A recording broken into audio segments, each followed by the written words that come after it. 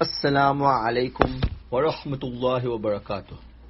This is an extra lesson in English by Sheikh YUNUS Palanpuri, Damat Barakatuhum. Listen to today's lesson. The topic of today's lesson is the prophetic prescription for coming into the protection of Allah. Now listen to a hadith. The respected Prophet Muhammad sallallahu alaihi wasallam said, whenever a Muslim clothes his Muslim brother, then as long as the clothes remain on the body of the person wearing them, Allah will bring the person who gives the clothes in His watchful eye and in His protection. This hadith is in Tirmidhi.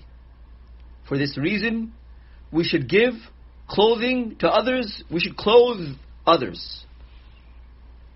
Give your clothing to your servants. Give your clothing to scholars.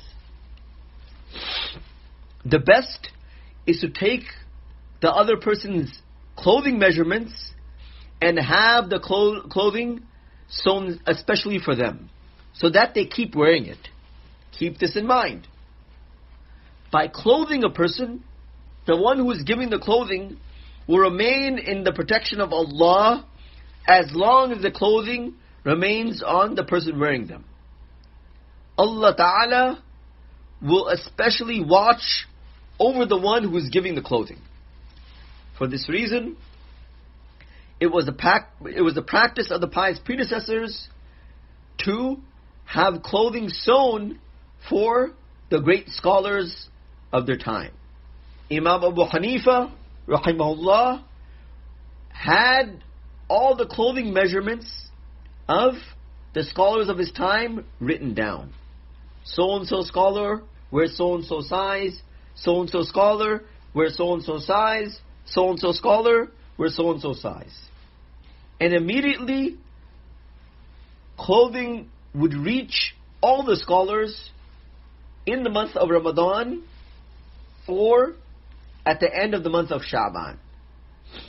And this clothing would be of a good match and would be of a good quality. Imam Abu Hanifa had a silk business and he had multiple businesses. He used to say, provide good clothing that does not rip. As long as these clothes remain on the person's body, the person providing the clothes will be in the protection of Allah. We should keep this in mind.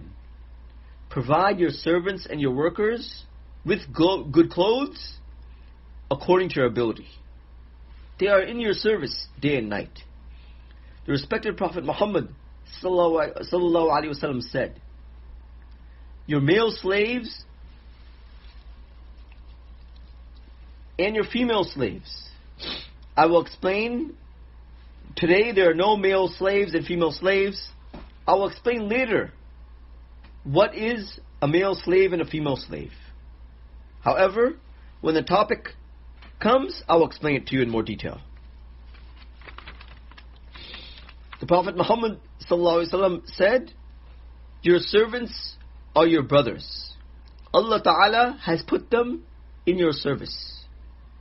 Then whoever has been given their brother to serve them, then they should feed them from that which they eat themselves. And they should clothe them from that which they wear themselves. And they should only give them such a load of work or amount of work which they are able to carry out and handle. If the servant is not able to do the work themselves, then the person in charge should help the servant themselves. This hadith is in Bukhari and Muslim. For this reason, many people have male and female servants in their house. Treat them with goodness and keep them with goodness. They are also, and he is also the servant of Allah, and you are also the servant of Allah. She is also the servant of Allah, and you are also the servant of Allah. Allah has placed your hands over theirs. Allah subhanahu wa ta'ala has put them in your service. Keep this in mind. I have taken these details from my book, The Society of Medina, and the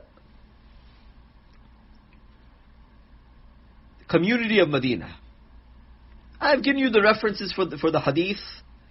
Refer to them in those books. Now read along with me. Allah's protection from the evil of the clouds. Read the dua.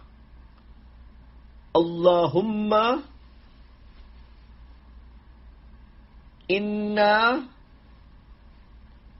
na'udhu bika